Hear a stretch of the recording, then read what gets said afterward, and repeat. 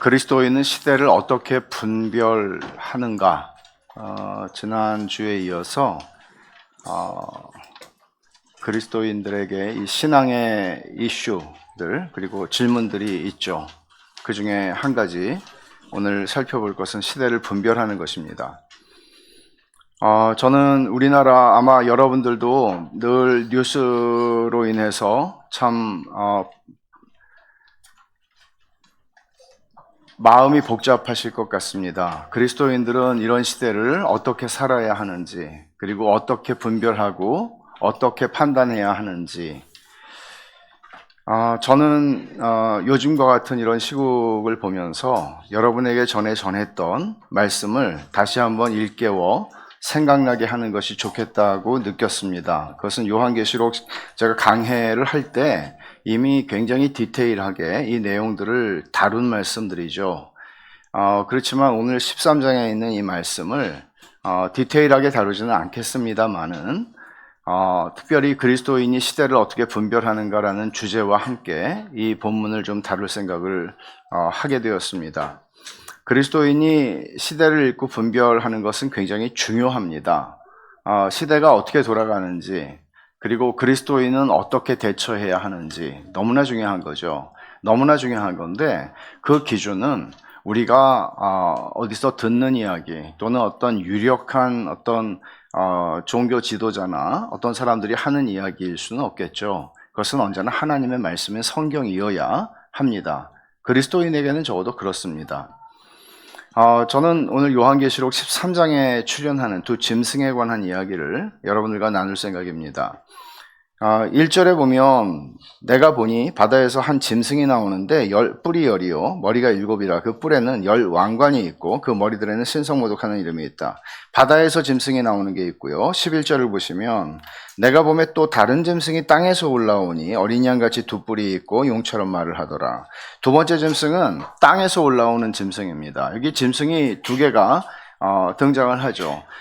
이것은 분명히 어떤 상징적인 것을 말하는 것입니다. 여러분 요한계시록을 읽으실 때 이것이 먼 미래에 일어난 일, 아주 마지막 때에 일어날 일을 기록한 것이라고 읽는 것은 그렇게 건강하게 읽는 방식은 아닙니다. 이 요한계시록은 예수님의 승천부터 예수님이 재림하실 때까지 전체 교회 시대에 일어나게 되는 일들에 대해서 말하고 있는 성경입니다. 특별히 요한이 전하는 메시지는 우리가 눈으로 식별할 수 있는 그리고 사실적으로 일어나고 있는 그런 일들에 대해서 그냥 평론하거나 그것을 설명하는 것이 아니라 보이지 않는 세계에 대해서, 영적인 세계에 대해서, 말하자면 우리가 눈에 보고 살아가는 그 실제의 뒤에 있는 영적인 것들에 대해서 말해주고 있습니다. 그래서 이런 렌즈로 세상을 보고 시대를 보는 것은 그리스도인들에게는 굉장히 중요합니다.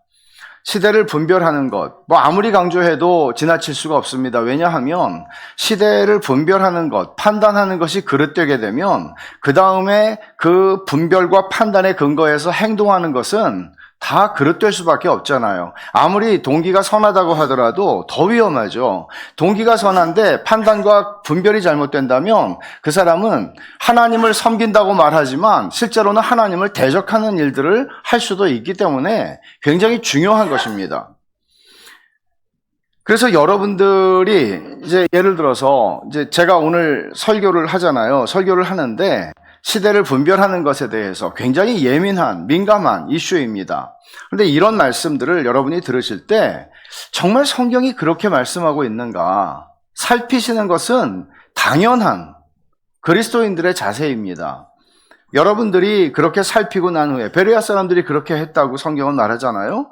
그렇게 살피고 난 후에 분별과 판단을 하고 겸손한 태도로 그러나 용기 있게 진리의 편에 서는 것, 그리스도인의 합당한 태도라고 할 수 있을 것입니다.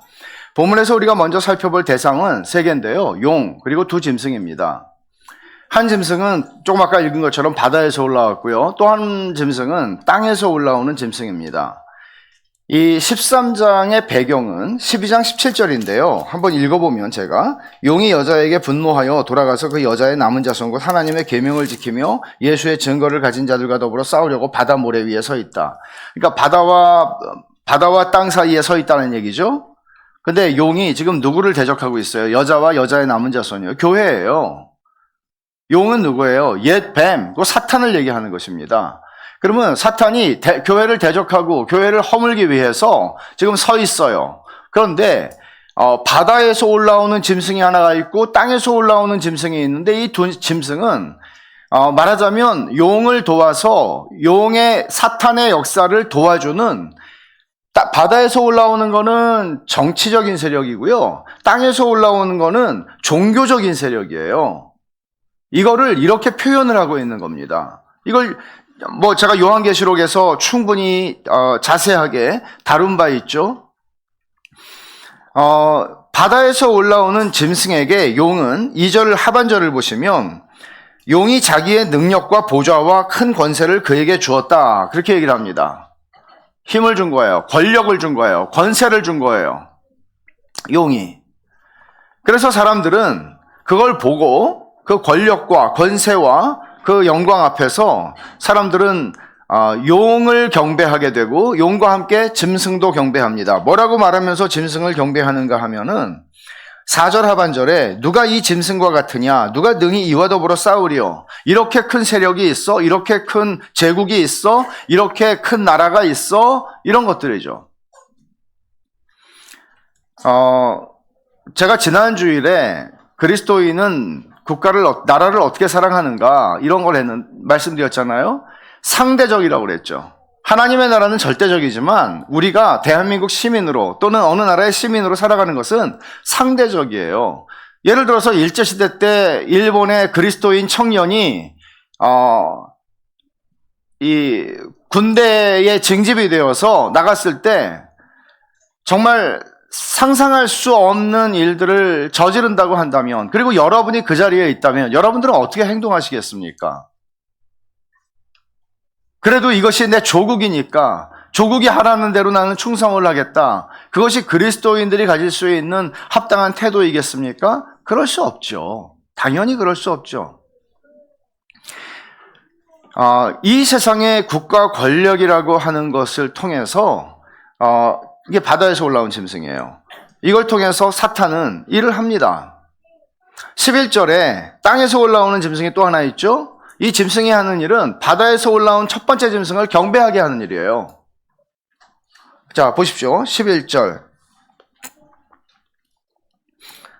11절 아까 봤죠? 12절을 보세요. 그가 먼저 나온 짐승의 모든 권세를 그 앞에서 행하고 땅과 땅에 사는 자들을 처음 짐승에게 경배하게 하니, 처음 짐승을 경배하게 해요. 그러니까 두 번째 짐승은 이게 종교적인 힘이라고 그랬죠? 이거는 처음 나온 짐승이에요. 그거는 나라예요. 국가예요. 이런 권력이에요. 정치적인 세력이에요. 이거를 경배하게 해요. 물론 우리는 1세기 말에 쓰여진 이 요한계시록이, 요한 사도가 그 당시에 바울은 네로 황제를 가리켜서 로마서 13장에서 하나님의 사역자라고 그랬어요. 로마 시대에 쓰여진, 그러니까 네로 황제 시대에 바울은 로마서를 고린도에 썼거든요. 우리가 아는 그 미친 네로요. 네로를 하나님의 사역자라고 불렀어요. 그런데 그 이후에 네로도 변하지만 로마 제국이 황제 숭배를 강요하는 방식으로 흘러가게 돼요. 그리고 그로부터 꽤 시간이 지나서 요한이 요한계시록을 쓰게 됩니다. 이때에는 황제 숭배, 말하자면 로마 제국이라는 것이 종교적인 세력으로 이게 합쳐지게 돼요.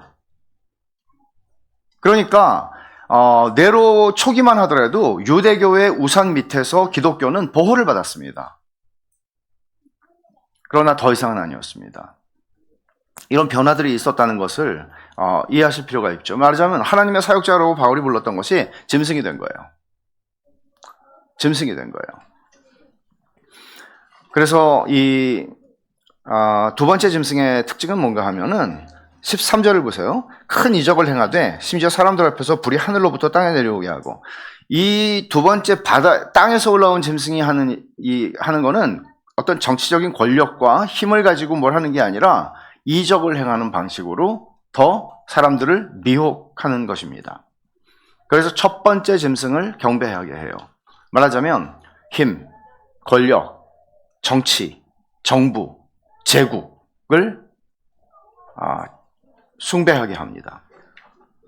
근데 이 두 번째 짐승의 정체가 나중에 밝혀지게 되는데, 이 두 번째 짐승은 계시록 16장을 한번 가보시죠. 16장 13절을 보시면, 또 내가 보매 개구리 같은 새 더러운 영이 용의 입과 짐승의 입과 거짓 선지자의 입에서 나오니 그랬어요. 여기 용도 나오고 짐승 나오는데, 세 번째 거짓 선지자는 누굴 가리키는 걸까요? 바로 땅에서 올라온 짐승, 세 번째 짐승을 가리키는 말입니다. 이것이 뒤에서도 또 한 번, 두 번 정도 더 반복이 되는데, 뒤에서는 그냥 거짓 선지자라고 불러요. 땅에서 올라온 짐승을 가리켜서. 19장 20절을 한번 보십시오. 계시록 19장 20절. 짐승이 잡히고 그 앞에서 표적을 행하던 거짓 선지자도 함께 잡혔으니 라고 말합니다. 그리고 또 20장 10절에서도 그렇게 말하죠. 그리고 보세요. 요한 서신에서 굉장히 독특한, 너무나 많은 사람들이 역사 속에서 관심을 많이 기울였던 적그리스도라는 존재를 말합니다. 이게 요한 서신에만 나와요. 적그리스도라는 말은.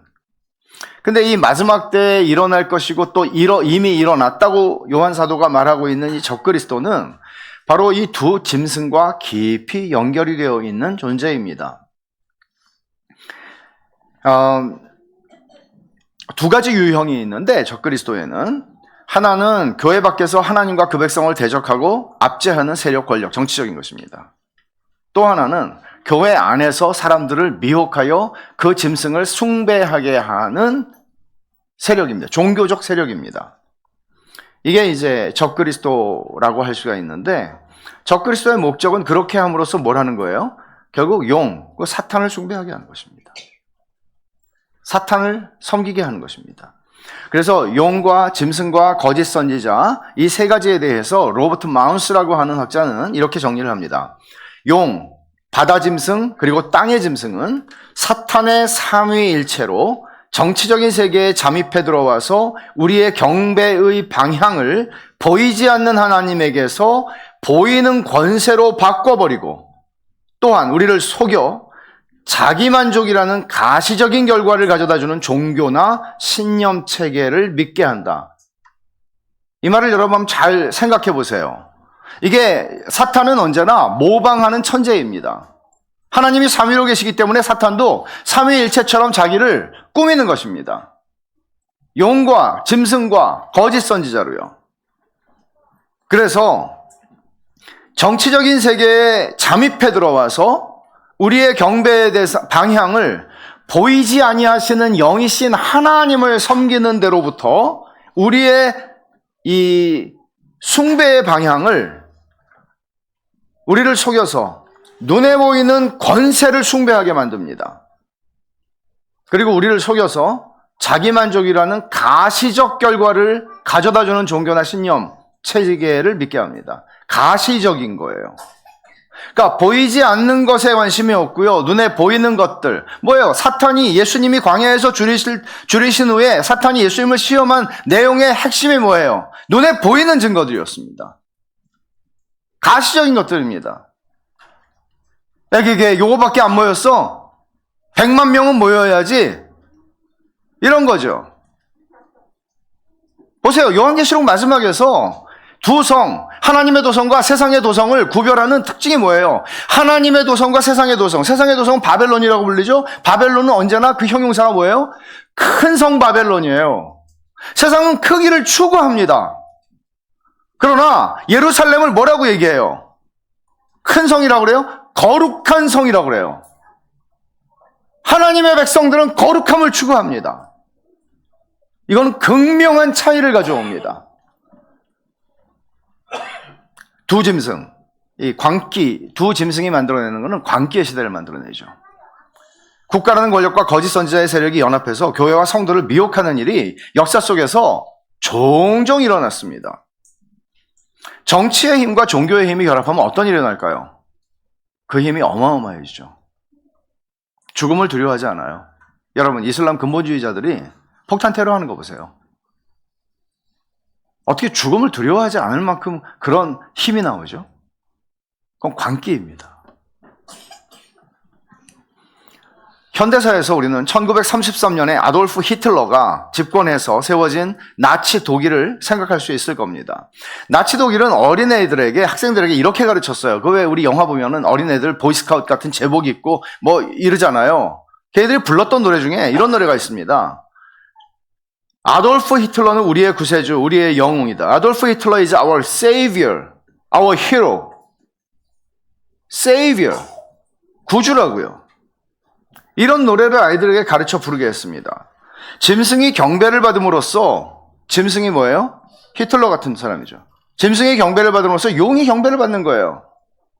나치 제국이라고 하는 것이 경배를 받음으로써 용이 경배를 받는 거예요. 많은 목사들이, 제가 조금 디테일하게 설명을 드릴게요. 이 부분은, 그 당시의 역사를. 많은 목사들이, 독일 목사들이 나치당에 입당했습니다. 목사들이. 교회 강단에 나치 깃발을 개양했습니다. 아시죠? 나치 깃발. 이렇게 생긴 거.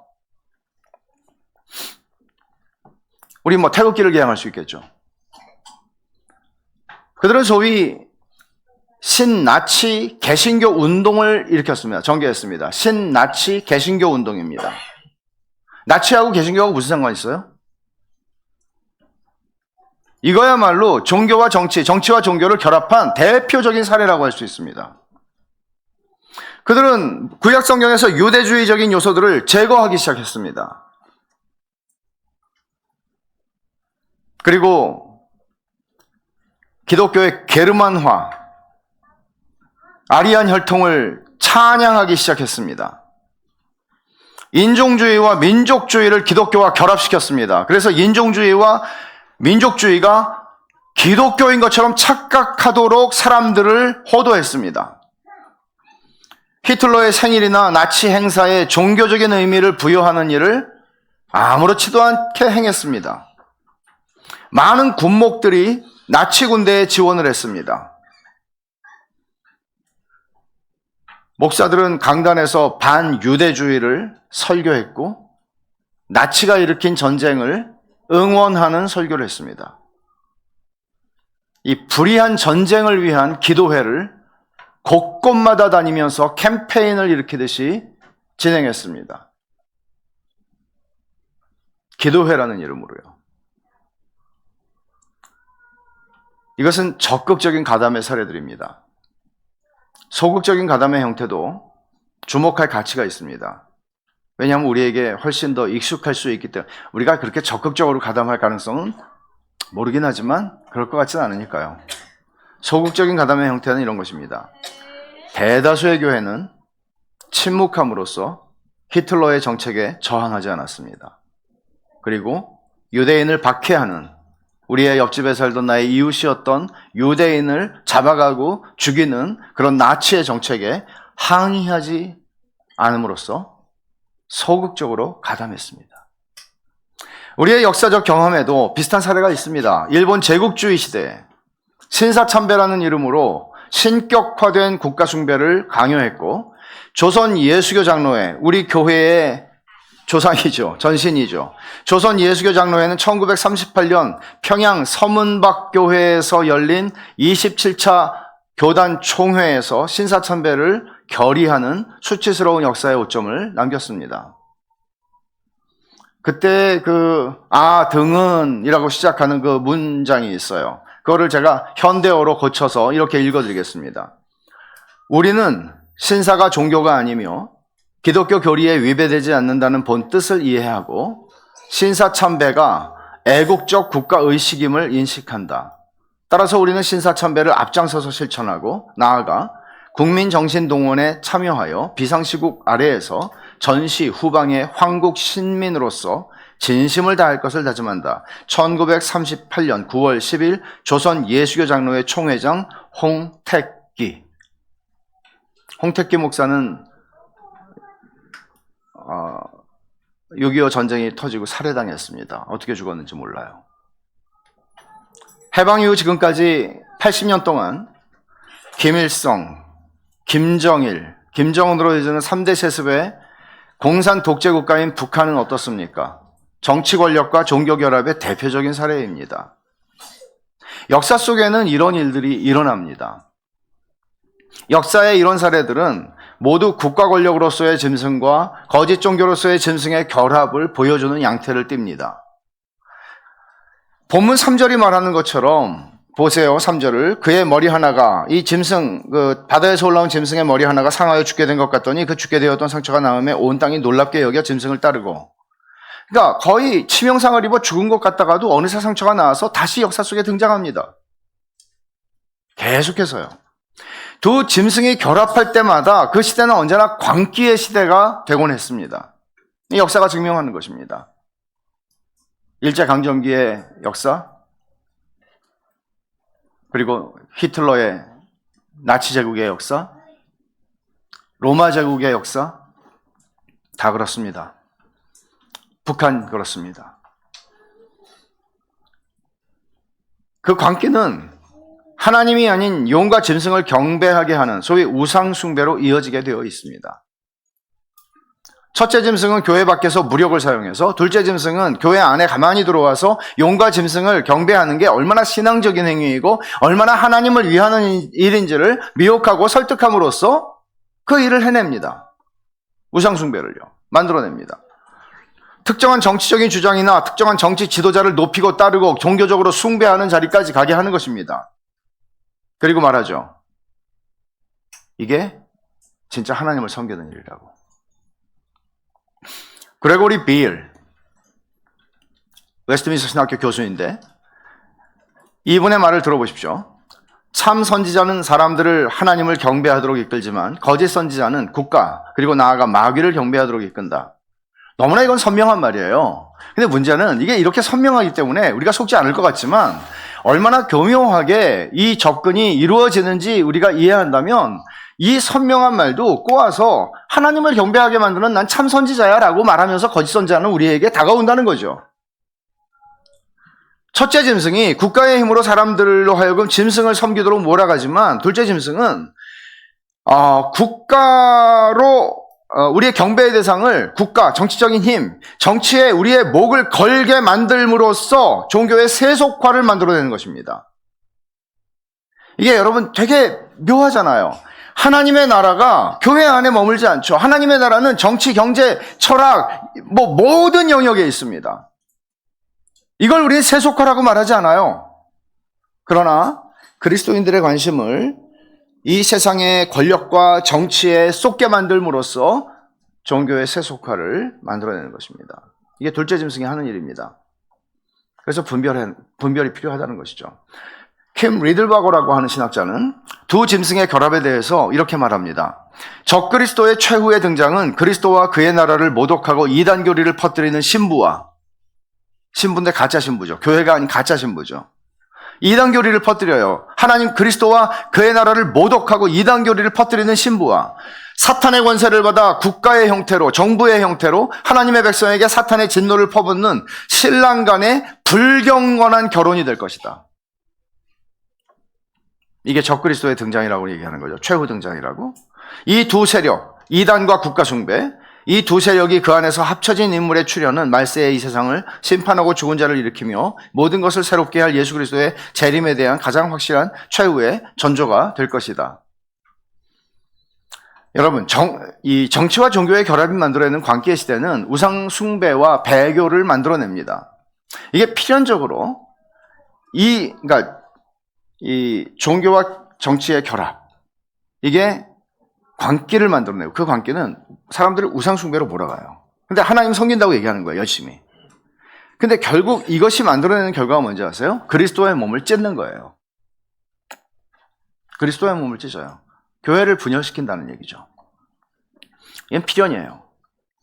나치 독일 시대의 교회가, 독일 교회가 그랬습니다. 대다수 독일 교회가 나치 정권에 부역했어요. 대다수가요. 우리가 들어본 적이 있을 그 디트리히 본헤퍼나, 아마 이분도 아마 들어보신 분들이 계시겠지만 마르틴 니멜러라고 하는 이런 저항신학자들, 목사들과 함께하는 소위 고백교회 운동이 일어났습니다. 고백교회 운동은 굉장히 소수의 교회들이 나치에 저항하는, 나치는 시대를 분별한 사람들이었습니다. 이게 바로 요한계시록 13장이 얘기하는 그런 일이라는 것을 그들은 정말 두려울 정도로 인식했던 것입니다. 특히 저는 마틴 니멜러에 대해서 좀 얘기를 하고 싶은데, 처음에는 히틀러를 지지하는 보수적인 민족주의자였습니다. 이 목사님은. 그러다가 나치가 교회를 장악하려는 모습을 보면서 입장을 선회합니다. 시대를 분별한 것이죠. 그는 목사들의 조직을 결성해서, 지도자들이 결성을 해야 되잖아요. 결성해서 공식적인 저항 운동을 하다가 1937년 게슈타포에게 체포돼서, 우리가 아는 그 아우슈비츠 그 수용소로 9년 동안, 1945년 전쟁 끝날 때까지 한 9년 정도 수감되게 됩니다. 그가 남긴 유명한 고백이 있죠. 읽어드릴게요. 처음에 그들이 공산주의자들을 덮쳤을 때 나는 침묵했다. 나는 공산주의자가 아니었기 때문이다. 그 후 그들이 사회주의자들을 덮쳤을 때 나는 침묵했다. 나는 사회주의자가 아니었기 때문이다. 그 후 그들이 노동조합원들을 덮쳤을 때 나는 침묵했다. 나는 노동조합원이 아니었기 때문이다. 그 후 그들이 유대인들을 덮쳤을 때 나는 침묵했다. 나는 유대인이 아니었기 때문이다. 그 후 그들이 가톨릭 교도들을 덮쳤을 때 나는 침묵했다. 나는 가톨릭 교도가 아니었기 때문이다. 그 후 그들이 나를 덮쳤을 때 나를 위해 말해줄 이들이 아무도 남아있지 않았다. 일제치하에서 교회들이 일제의 신사참배에 동참했을 때 이에 저항하는 소수의 교회들과 주기철, 손양원 같은 신실한 목사님들이 계셨습니다. 해방 이후에 1951년 고신교단의 분열이 일어나게 되죠. 이슈는 신사참배에 참여한 것에 대한 철저한 회개가 필요하다는 이슈였습니다. 여러분, 신사참배 때도 그 기록들을 좀 읽어보면 모든 노회들이 다 신사참배를 결의해서 경남, 전남노회, 뭐 할 것 없이 우리 한국에 있는 모든 노회들이 다 신사참배 결의를 해서 서문박교회 평양에서 모인 거예요. 결의한 거예요. 그 중에 낱낱이 그 신사참배를 결의하는 게 필요하다고 낱낱이 회의록을 작성한 거는 유일하게 전남노회예요. 부끄럽죠. 뭐 더 부끄러울 것도 없지만 부끄럽습니다. 1951년에 고신교단의 분열도 사실은 이런 신사참배와 연결되어 있는 일이에요. 회개를 해야 한다고 주장한 것이죠. 신실하게 믿음을 지켰던 사람들이. 아이러니하게도 이 교단에 속한 손현보 목사가 주도하는 세이브 코리아라고 하는 운동은 지금 정치, 종교를 혼합할 뿐만 아니라 많은 교인들을 광분하게 하는 것 같아요. 저는 동기와 모든 것들을 판단할 수는 없는 사람입니다. 하나님이 하시지 그걸 어떻게 우리가 판단할 수 있겠어요? 그거는 우리가 판단할 수 없어요. 그러나 나타나는 현상은 판단할 수 있죠. 결국은 그가 속해 있는 교단뿐만 아니라 수많은 교회들, 그리스도의 몸을 찢고 있는 것이 아닌가 하는 두려움이 저에게는 있습니다.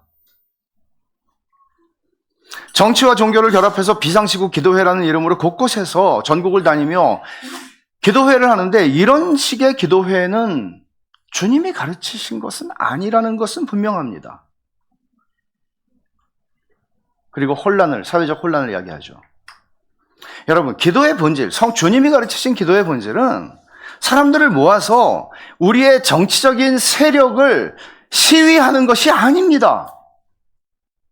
기도는 은밀하게 골방에서 하나님 앞에 엎드리는 것입니다. 물론 합심해서 기도할 수 있습니다. 근데 그런 방식은 아닙니다.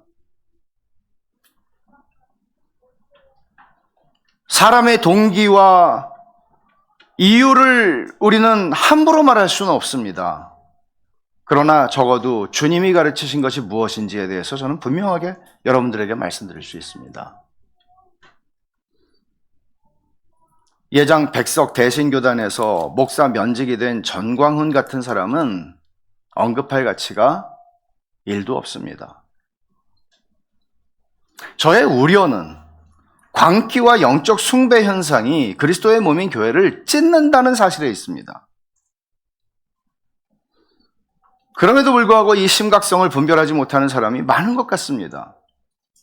자신의 주장에 동조하지 않고 작년 10월 27일 날 광화문 집회에 참여하지 않는 교회를 향해서 마귀, 사탄, 바퀴벌레, 이완용이라고 비난하는 것은 그리스도의 몸을 찢는 것이 아니고 무엇이겠습니까? 도대체 이런 광기는 어디서 나오는 것일까 궁금합니다. 저는 이런 현상이 사도 요한을 통해서 주님이 경고하시는 바 정치와 종교, 종교와 정치의 결합, 두 짐승이 합세해서 용을 경배하게 하는 그런 방향으로 가는 건 아닌지 두렵습니다. 이 세상에서 그리스도인의 부르심이 뭡니까? 하나님께서 아브라함을 부르셔서 그에게 주신 말씀을 가슴에 새길 필요가 있습니다. 창세기 18장 19절을 한번 찾아봅시다.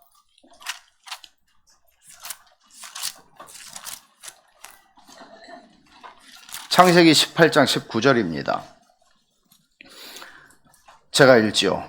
내가 그로 그 자식과 건속에게 명하여 여호와의 도를 지켜 의와 공도를 행하게 하려고 그를 택하였나니 이는 나 여호와가 아브라함에게 대하여 말한 일을 이루려 함이니라. 여기서 제가 주목하려고 하는 것은 의와 공도를 행하게 하려고 그를 택하였다. 아브라함을 택하였다.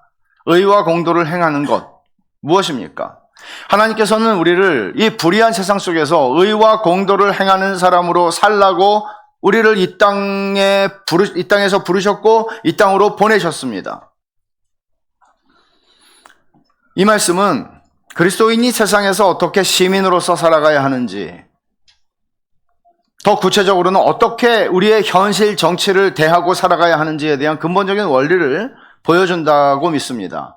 구약 성경에서 보통 공의, righteousness라고 번역이 되는, 여기서 나오는 의와 공도할 때 의예요. 이 의는 히브리어로 제다카라고 하는데 이거는 하나님의 언약관계 속의 개념이에요. 그러니까 하나님의 언약관계를 신실하게 지키는 삶을 가리키는 말이에요.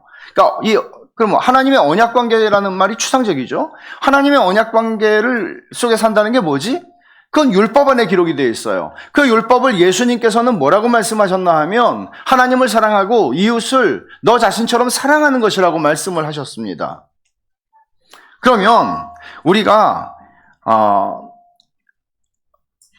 의를 행한다. 여기 의와 공도라고 할 때 의를 행한다고 하는 이 말은 무슨 말이겠어요? 이 주님의 말씀에 의하면 언약에 충실하게 살아가는 삶이고 그것은 하나님께 대하여 믿음으로 신실하게 행할 뿐만 아니라 이웃에게 선을 베풀고 이웃을 이롭게 하는 삶을 말하는 것입니다. 그럼 공도는 무엇일까요? 이 공도라고 번역된 이 말은 보통 정의, justice라고 번역이 되는 말인데 미시파트라고 하는 히브리 말이에요. 이 말은 주로 어떤 결정, 판결 그런 것과 관계가 있는 사법적 정의에 관한 개념입니다. 그러니까 사법적 정의가 바르게 행해지는 나라는 정의로운 나라겠죠. 비교적 정의로운 나라겠죠. 하나님의 언약이라는 맥락에서 내가 하나님의 언약에 충실한 사람이에요. 그럼 하나님 앞에 믿음으로 신실하게 행하고 내 이웃들을 잘 이롭게 하고 섬기는 삶, 사랑하는 삶을 살아요. 의예요. 공도를 행한다. 그런 사람은 당연히 하나님이 언제나 의로우시듯이 그 의로운 삶을, 바른 삶을, 사법적으로 정의로운 삶을 살아가겠죠. 그렇게 된다면 그 사회는, 그런 그리스도인들이 많이 있는 사회는 좋아질 것입니다. 의와 공도를 행하는 것이 세상을 살아가는 그리스도인을 향한 하나님의 부르심이다. 이 사실을 여러분 잊지 마십시오. 이 부르심을 인식하고 살아가야 할 책임이 우리들에게 있습니다. 우리가 어느 나라에서 어떤 모습으로 살아가든지 말이죠. 오늘날 한국교회가 집단적으로, 개인적으로 의와 공도를 행하는 사람들인가? 우리 한국 사회가 우리를 그렇게 바라보는가? 부끄러워서 물을 수가 없습니다. 교회처럼 이기적이고 교회처럼 혼란을 가중시키고 목사들처럼 이 시대의 혼란을 더하는 이런 일들이 지금 우리가 살아가는 대한민국의 현실이니까요. 저는 이런 혼란스러운 시대를 분별하는 중요한 기준을 하나님 말씀에 근거해서 여러분들에게 제시했습니다. 사실 오늘 같은 설교는 너무너무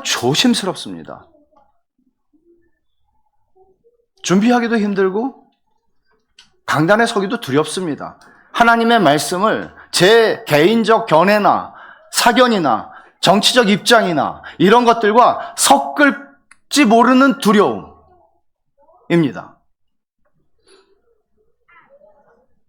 이 강단은 제 생각과 제 말을 전하는 자리가 아니잖아요. 그것이 조금도 들어갈 수 있는 자리가 아니잖아요. 그리고 우리는 지금 하나님을 예배하려고 이 자리에 앉아있지, 목사의 말을 들으려고, 목사의 개인적인 정치적인 견해를 듣기 위해서 앉아있는 거 아니잖아요.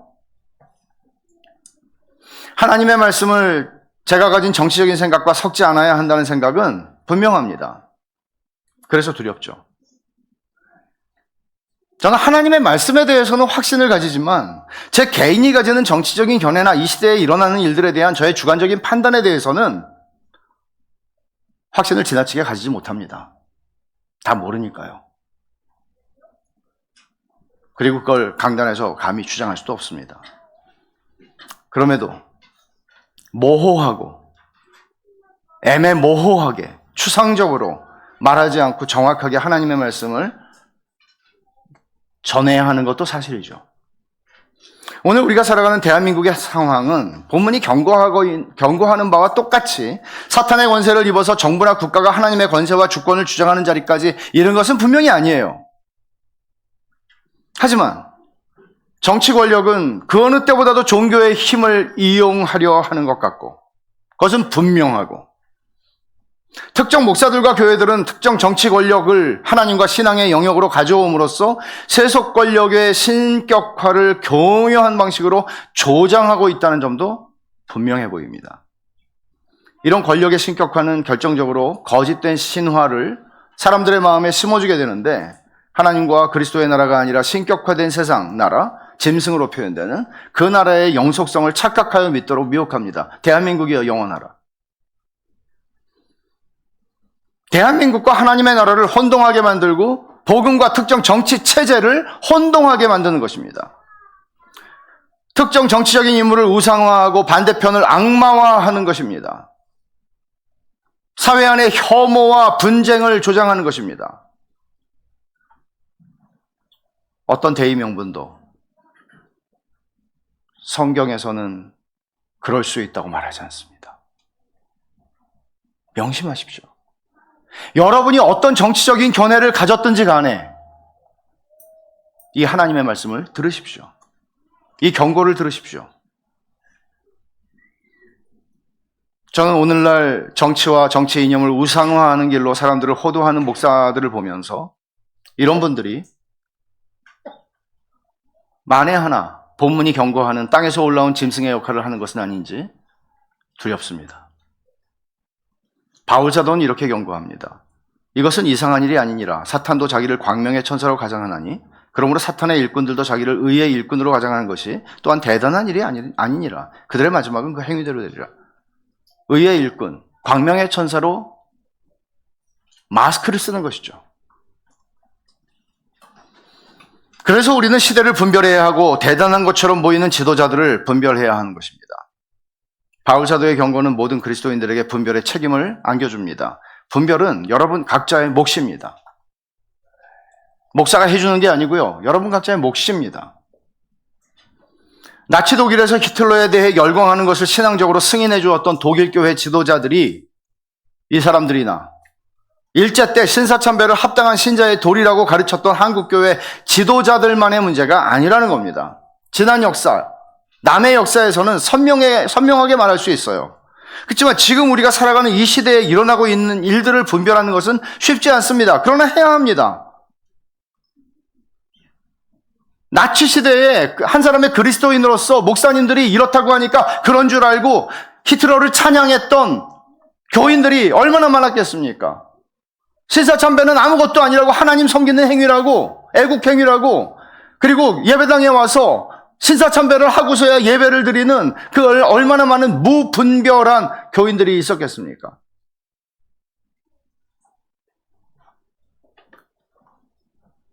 지금 우리가 살아가는 시대에 분별하는 것은 중요합니다. 쉽진 않지만, 특히 땅에서 올라온 짐승의 거짓 선지자의 역사는 분별하기가 더욱 쉽지 않죠. 그래서 저는 겸손할 필요가 있다고 생각합니다. 자신의 분별과 판단을 가지고 하나님 말씀 앞에 서야 하는 겁니다. 그럴수록 우리는 사람에게는 조금 말하는 대신 하나님 앞에서는 더 많이 말하는 법을 배우게 될 겁니다. 우리는 그렇게 할 필요가 있습니다. 심지어 저같이 사람들 앞에서 말해야 하는 목사에게도 해당되는 말입니다. 꾸준히 하나님의 말씀을 살피십시오. 세상 권력과 재물의 능력도, 세상 권력, 재물의 능력, 정치가 약속하는 유토피아, 어떤 정치 지도자도 우리가 경배하거나 추구할 대상은 없습니다. 하나님께 속한 모든 것을 모방하는 사탄의 역사와 짐승의 행사는 우리를 넘어뜨리기에 충분한 힘과 사기의 능력을 가지고 있습니다. 그러므로 주님의 말씀에 서십시오. 말씀을 읽으십시오. 말씀을 이해하기 위해 애쓰십시오. 이게 우리가 사는 길입니다. 그 말씀 아래 살아가십시오. 유튜버들의 선동이 아니라 그 말씀이 여러분 안에 충만하게 거하게 하십시오. 그 말씀을 깨달으십시오. 그 말씀으로 이 시대를 분별하십시오. 그리고 오직 하나님을 경배하십시오. 기도하십시다.